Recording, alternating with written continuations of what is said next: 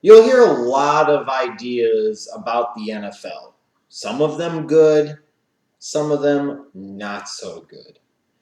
And one topic of conversation that I've heard some different chatter about lately on sports radio and always seems to come around is the talk about how Roger Goodell wants to grow the game internationally and therefore, as a consequence, wants to put a team in London. I don't think there's a lot of delusion about this. I think there's a lot of legitimate belief that Roger Goodell wants to put an NFL team at least half of the time, if not full time, in London. That's why the NFL is growing their brand over in England. They're running more games there every year with the hope of trying to build up enough of a passionate fan base for the game of football, American football at that, to where they could justify having a team there full time. I understand why the NFL is looking to do this. I get it. They're sitting there and looking at how much they dominate the American sporting landscape.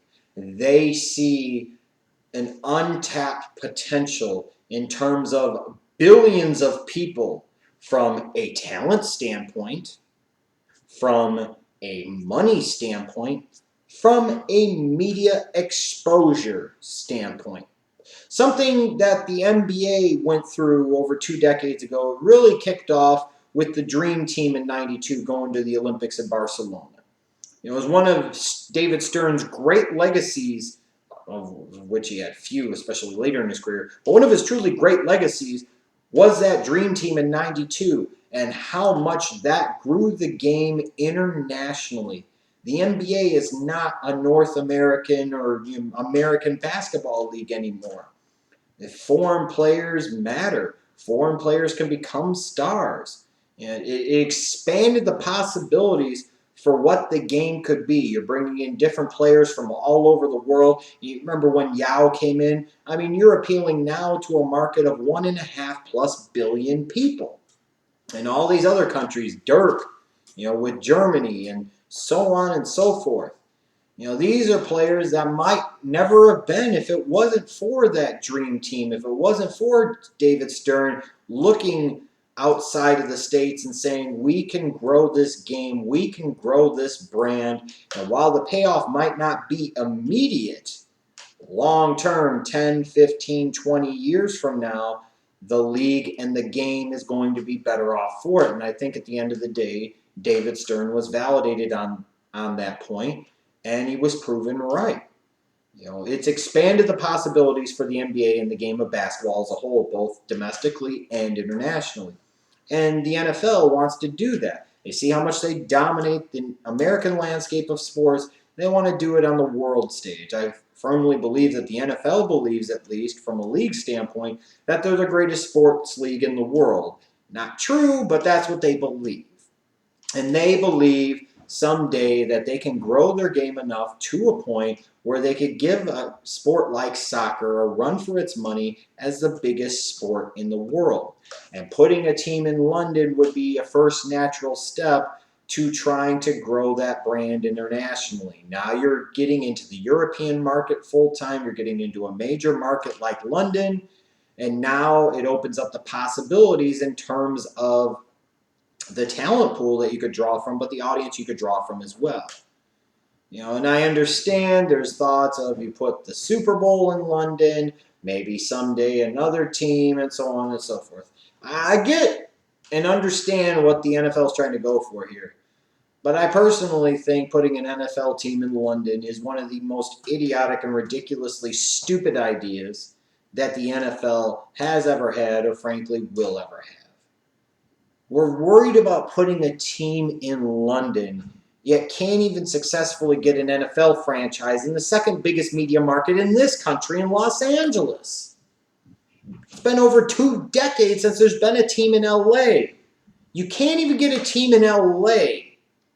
Yet you're worried about trying to get a team on a freaking different continent.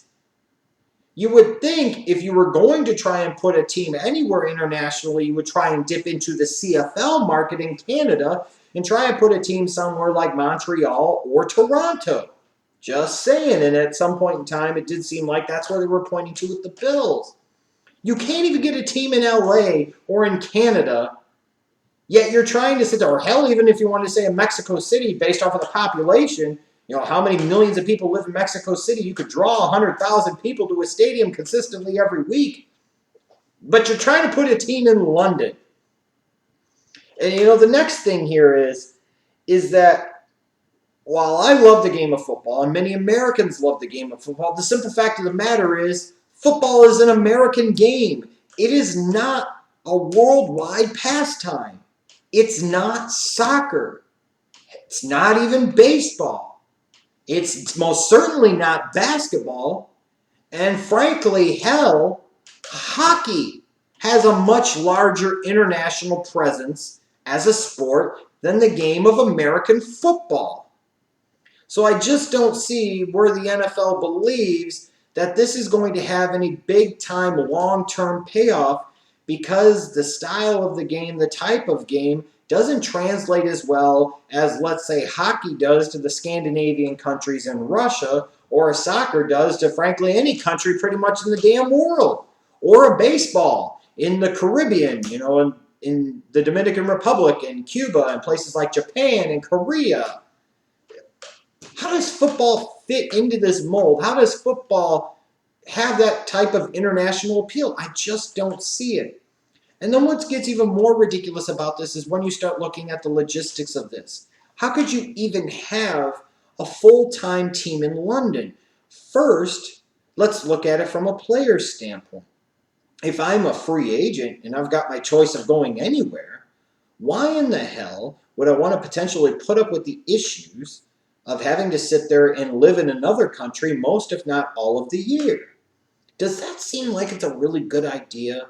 And furthermore, knowing that a lot of places, people and players in particular, are going to have some real aversions about spending a good portion of their life every year in another country, on another continent, thousands of miles away from their home, their friends, their family, their loved ones, their kids, what have you, you're going to have to pay these players more in order for them to go play there.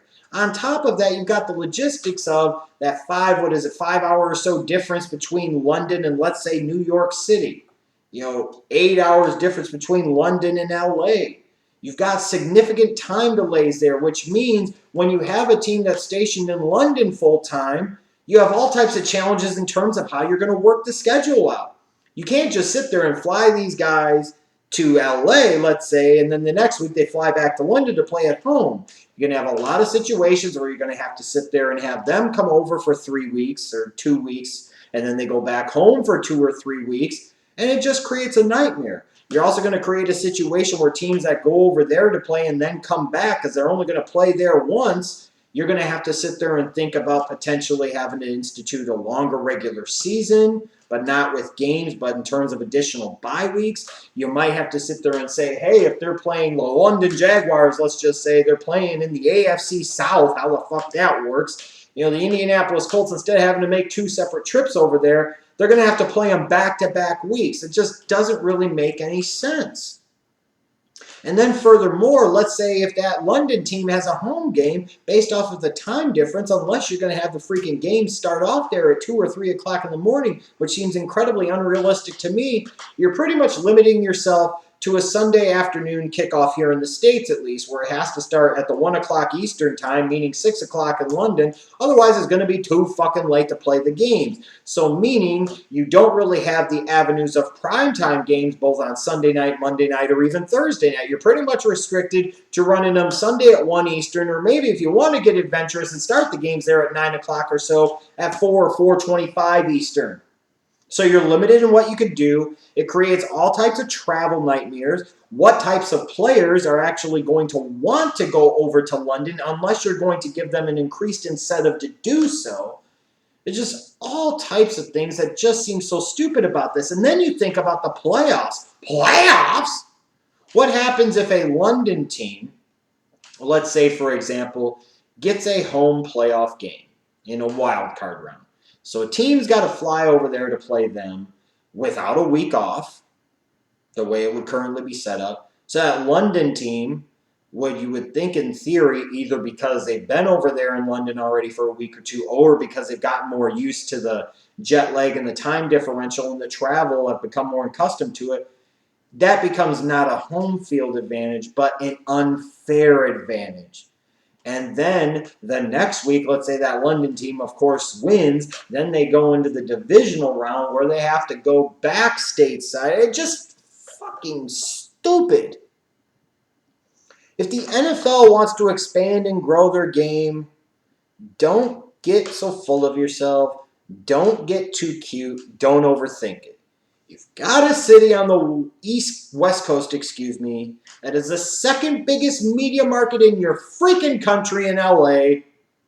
How about you get one or two teams there? If you want to expand and grow your game, go into the most populous state in this country, in the second most populous city in this country, and put a team or two there. And if you really want to get on the international bandwagon, then maybe go ahead and put a team up in Canada too. That, at least, because of the infrastructure put in place by the CFL over the past 50, 60 plus years, would make some sense. While you would be competing with the CFL in theory, it's something, because it's the NFL and because you could bring NFL stars in, if you had it in one city, it could potentially work and it would be able to potentially get a foothold. But you're talking about going to London permanently. Now, London, it's a novelty. These people care about soccer, cricket, rugby. It's an entirely golf. These are all sports in the grand scheme of things that matter a whole hell of a lot more than North American football or American football does in freaking London, England.